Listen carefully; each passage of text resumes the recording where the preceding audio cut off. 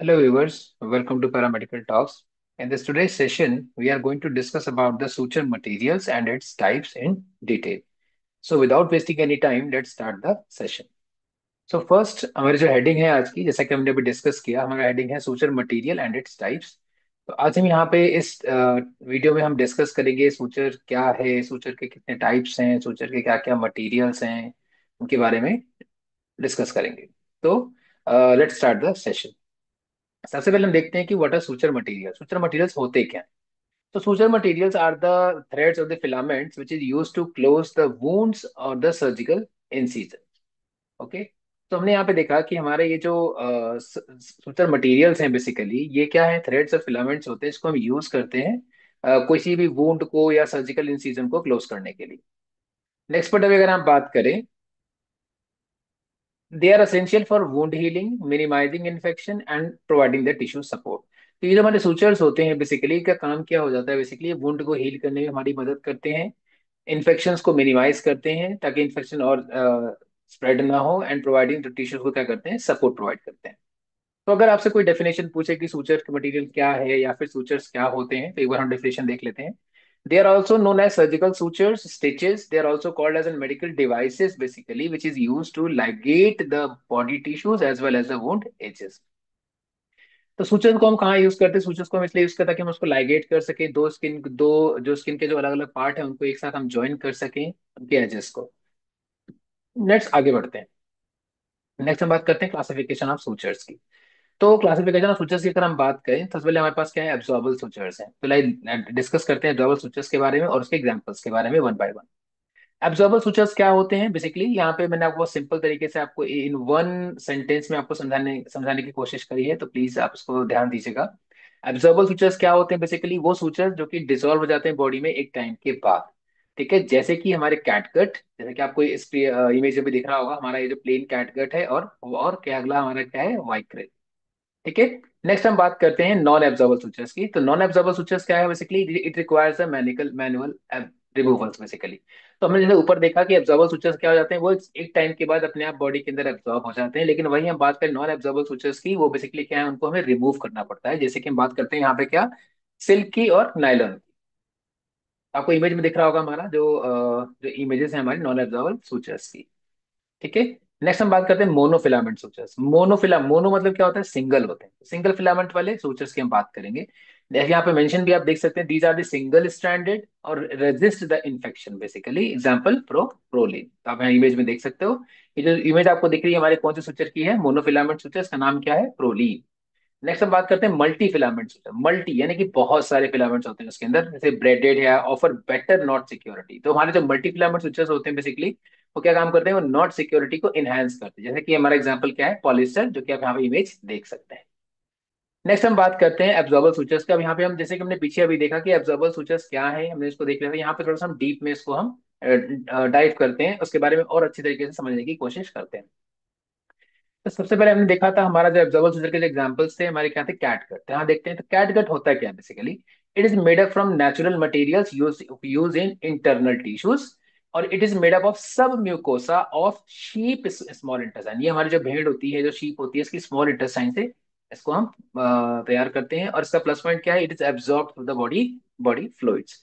तो आप देख सकते हो इमेज के अंदर हमारी जो सबसे पहले जो हमारी जो कैटगट थी, वो एग्जांपल आपको यहाँ पे दिख रहा होगा। तो इस तरीके से हमारा जो कैटगट है वो दिखता है। और ये जो हमारी किसका बना हुआ होता है? ये हमारी सब म्यूकोसा ऑफ शीप की स्मॉल इंटेस्टाइन से बना हुआ होता है। नेक्स्ट हम बात करते हैं टाइप्स ऑफ कैटगट।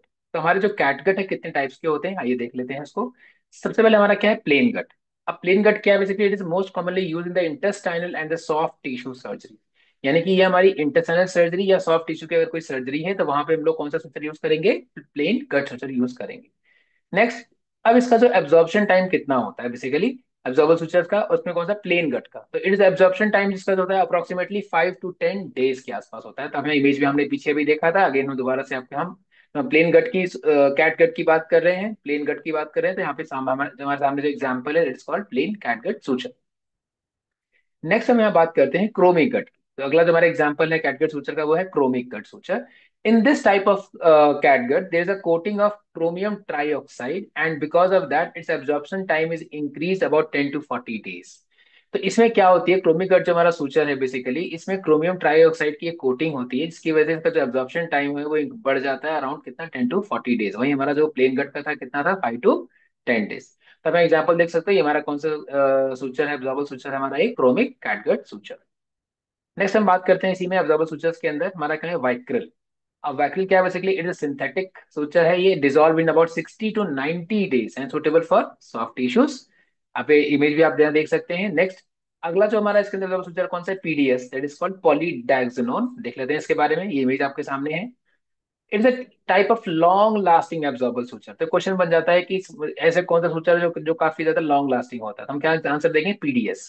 क्यों, और इसको कौन सी सर्जरीज में इसको मोस्ट कॉमनली यूज करते हैं, यूज इन पीडियाट्रिक सर्जरीज में इसको हम यूज करते हैं। It is use for suturing the soft and hard tissues, and because of its long lasting nature की वजह से इसका जो एब्जॉर्प्शन टाइम है कितना गया, 15 to 30 डेज। नेक्स्ट हम बात करते हैं, इसी में कंटिन्यू करते हैं मोनोक्रिल सूचर्स की। इसकी कंपोजिशन इमेज आप देख सकते हैं। पहला बात कंपोजिशन क्या है, इट इज अ मोनोक्रिल सूचर जो basically it is made up of a synthetic absorbable monofilament material called polyglicaprone 25 का बना हुआ होता है। They dissolve completely in the body over time, ये एक टाइम के बाद बॉडी में कम्प्लीटली डिजोल्व हो जाते हैं। इसका एब्जॉर्प्शन टाइम की अगर हम बात करें तो Monocryl sutures maintain their tensile strength for about 7 to 14 days and are fully absorbed within 90 to 120 days depending on the tissue and the patient factors। तो मोनोक्रिल सूचर का जो एब्जॉर्प्शन टाइम है बेसिकली क्या है, वैसे 7 to 14 डेज होता है, but sometimes ये वेरी कर जाता है, डिपेंड अपॉन कि हमारा जो किस टाइप का टिश्यू है या पेशेंट के अकॉर्डिंग भी ये मैटर करता है। यूजेस की बात कर लेते हैं, तो मोनोक्रिल इज एन आइडियल और we can say that soft tissue approximation and ligation के लिए हम इस सूचर का यूज करते हैं, स्पेशली इन सबकुटेनियस क्लोजर या and cosmetic surgeries where minimal scarring is desired. Next हम बात करते हैं नॉन एब्जॉर्बल सूचर्स की। तो अभी तक पीछे हमने क्या देखा, एब्जॉर्बल सूचर की बात करी। एब्जॉर्बल सूचर का हमने सारे एग्जांपल्स को यहाँ पे उसके बारे में हमने एक एक सूचर के बारे में यहाँ पे पढ़ा। नेक्स्ट हम बात करते हैं नॉन एब्जॉर्बल सूचर की। तो इसमें सबसे पहले आपको स्क्रीन पे दिख रहा होगा नायलॉन सूचर, आप उसकी इमेज भी यहाँ पे देख सकते हैं। पहले बात करते हैं मटेरियल की। Nylon suture are made up of synthetic polyamide material का बना हुआ होता है ये, and they are non absorbable, ये नॉन एब्जॉर्बल होते हैं and widely use for external skin closures के लिए, यानी कि बाहर से स्किन को अगर क्लोज करना है तो वहां पे हम कौन सा सूचर यूज करेंगे, नायलॉन सूचर। अब बात करते हैं इसमें और एग्जांपल, मोनोफिलामेंट और मल्टीफिलामेंट हमने पीछे स्टार्टिंग में देखा था ना, थोड़ा सा हम और देख लेते हैं इसके बारे में। मोनोफिलामेंट सूचर्स क्या है, इसमें हमारे सबसे पहले आता है नाइलॉन सूचर्स। नाइलॉन सूचर्स हमारे किसमें अवेलेबल है, मोनोफिलामेंट यानी कि सिंगल स्ट्रैंड, क्योंकि मोनो मतलब सिंगल होता है तो सिंगल स्ट्रैंड, और मल्टीफिलामेंट यानी कि ब्रैडेड टाइप्स के होते हैं, and offering flexibility for different surgical needs, depend upon कौन सी सर्जरी है या नीड क्या है, कैसी नीड है उसके अकॉर्डिंग हम जो है ये नाइलॉन सूचर का यूज करते हैं एज ए मोनोफिलामेंट। यूजेस की बात कर लेते हैं। Nylon stitches are commonly use in dermatological, cardiovascular and general surgery. तो हमारा नायलॉन सूचर जो है बेसिकली ये हमारा कहाँ पे, डर्मेटोलॉजिकल यानी स्किन से रिलेटेड, या कार्डियोवास्कुलर यानी हार्ट से रिलेटेड, या वेसल्स जो हमारे हार्ट की जो वेसल्स होती हैं उनको लाइगेट करने के लिए, या फिर जनरल सर्जरीज में काफी ज्यादा यूज किया जाता है। क्यों, because due to their tensile strength and minimal tissue reaction की वजह से। टेंसाइल स्ट्रेंथ क्या हो जाती है, they have excellent initial tensile strength but may lose some strength over time due to the hydrolysis. Hydrolysis की वजह से कुछ टाइम में क्या होता है, बेसिकली आफ्टर सम टाइम अगर हाइड्रोलिसिस हो रहा है इसके अंदर, तो क्या होगा, उसकी जो टेंसाइल स्ट्रेंथ है वो काफी थोड़ा सा वीक हो जाती है। ठीक है। नेक्स्ट हम बात करते हैं नॉन एब्जॉर्बल सूचर्स में, कंटिन्यू करते हैं, सिल्क की बात करते हैं, एग्जांपल्स की बात करते हैं अभी हम लोग। तो सबसे पहले हमारा जो है silk, it is the natural use in ligatures and soft tissues, आप इमेज में भी आप देख सकते हैं। नेक्स्ट हम बात करते हैं नायलॉन की। तो nylon it is a type of a synthetic suture, strong and use for skin closure, आप यहाँ इमेज में आप देख सकते हैं। सेकंड हमारा जो है नायलॉन। थर्ड हम बात करते हैं प्रोलीन। तो it is synthetic monofilament, synthetic monofilament suture हमारा कौन सा होता है, हमारा प्रोलीन होता है। और ये किस किस प्रकार की प्रोसीजर्स में यूज किया जाता है, जैसे आइडल फॉर वेस्कुलर यानी वेसल्स को लाइगेट करने के लिए, या फिर कार्डिक प्रोसीजर्स में इसको हम यूज करते हैं। एग्जाम्पल अब यहाँ पे देख सकते हैं। Now coming to the monofilament और मल्टीफिलामेंट में डिफरेंस क्या होता है, कभी कभी वाइवा में या एग्जाम में पूछ लेता है कि what is the difference between monofilament suture और द मल्टीफिलामेंट सूचर। तो आइए देख लेते हैं मोनोफिलामेंट के बारे में। It is a single strand, जैसा कि हमने पीछे स्लाइड्स में डिस्कस किया, मोनो मतलब क्या होता है, सिंगल, यानी कि सिंगल स्ट्रैंडेड होता है, स्मूथ होता है, और प्लस पॉइंट क्या है इसका, ये there will be a less risk of infection. Examples like Prolene और नाइलिन और नाइलॉन बेसिकली, तो आप इमेज में देख सकते हैं प्रोलीन एंड दिस इज। ठीक है। नेक्स्ट हम बात करते हैं मल्टीफिलामेंट।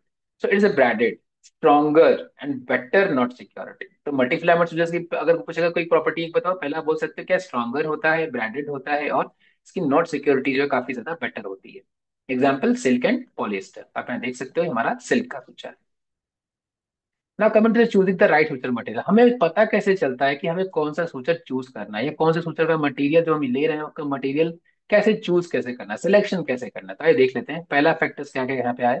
It depends upon the location of the wound. सबसे पहले हमें ये देखना होगा कि वुंड की लोकेशन क्या है। मान लीजिए अगर हमारे इंटरनल है तो हम कौन सा यूज करेंगे, हम एब्जॉर्बर सूचर्स का यूज करेंगे। ठीक है, अगर एक्सटर्नल है तो हम नॉन एब्जॉर्बल का यूज करेंगे। सो टोटली डिपेंड्स अपॉन कि हमारा जो सूचर का जो टाइप है वो कैसा है।